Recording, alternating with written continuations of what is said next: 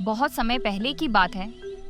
एक छोटे से गांव में दो बच्चे रहते थे, आरव और सिया। दोनों भाई बहन बहुत जिज्ञासु थे और हर साल नवरात्रि का उत्सव बड़े प्यार से मनाते थे। भैया देखो, पूरे गांव में कितनी सजावट हो रही है। माँ दुर्गा की आरती भी होने वाली है। हाँ दीदी, इस बार हम भी गरबा नाचेंगे और उपवास करेंगे। लेकिन दीदी, क्या आपको पता है कि नवरात्रि क्यों मनाई जाती है? नहीं छोटे, मुझे भी ठीक से नहीं पता। तो फिर हम किससे पूछें? दादी से पूछते हैं। दादी को तो जरूर पता होगा। हाँ दीदी, चलो। इतना कहकर दोनों भाई बहन अपने सवाल का जवाब जानने के लिए उत्साह से अपने घर की ओर गए।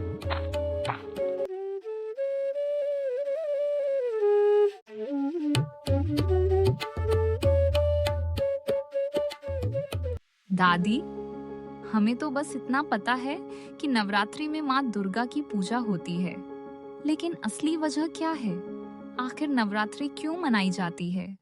बेटा, नवरात्रि माँ दुर्गा की महिमा का बहुत बड़ा पर्व है। बहुत समय पहले एक महिषासुर नाम का राक्षस था, जिसने देवताओं और लोगों को बहुत सताया। उसकी ताकत इतनी बढ़ गई थी कि कोई भी उसका सामना नहीं कर पा रहा था। तब देवताओं ने माँ दुर्गा को शक्ति दी। माँ दुर्गा ने 9 दिनों तक लगातार महिषासुर से युद्ध किया और आखिरकार 10वें दिन उसे पराजित कर दिया।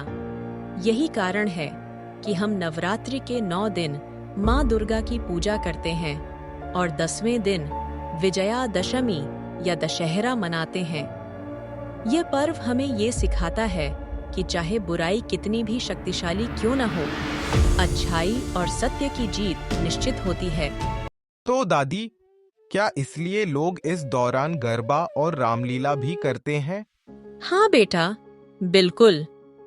अलग अलग जगहों पर लोग अपने अपने ढंग से इस पर्व को मनाते हैं। कोई माँ दुर्गा की भक्ति में गीत और नृत्य करता है, तो कोई भगवान राम की लीला का मंचन करता है। लेकिन संदेश सबका एक ही होता है, बुराई का अंत और अच्छाई की विजय।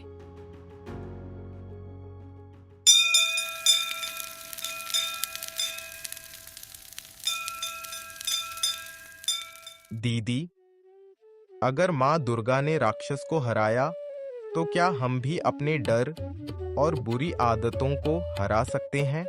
हाँ छोटे, यही असली पूजा है। चलो इस नवरात्रि में हम भी एक व्रत लें। व्रत? खाने पीने का? नहीं, बुरी आदतों का, जैसे झूठ बोलना, आलस करना, गुस्सा करना।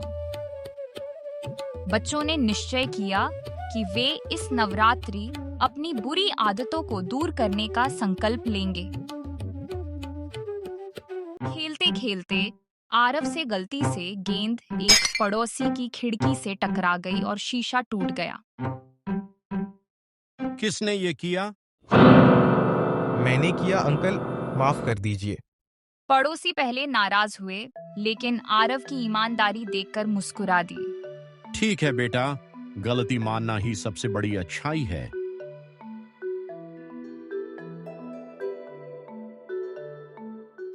छोटे, लगता है माँ दुर्गा हमसे खुश होंगी। देखो, दीपक की लौ कैसी शांति दे रही है। हाँ दीदी, हमने सच्चाई और साहस का रास्ता चुना। शायद यही माँ की असली पूजा है। बिल्कुल। माँ दुर्गा केवल फूल और नारियल से नहीं, बल्कि हमारे अच्छे कामों से प्रसन्न होती हैं। तो दीदी, क्या माँ दुर्गा सच में हमें देख रही हैं? हाँ छोटे, माँ हर जगह है। जब हम डरते हैं, तब भी वो हमारे साथ खड़ी रहती हैं। दीदी, तुमने देखा, माँ की आंखों में जैसे चमक आ गई हो। हाँ छोटे, ये माँ का संकेत है कि हमें आशीर्वाद मिल रहा है। बच्चों को लगा जैसे माँ दुर्गा ने सचमुच आशीर्वाद दिया हो। उनके दिलों में साहस और सच्चाई की शक्ति और भी बढ़ गई।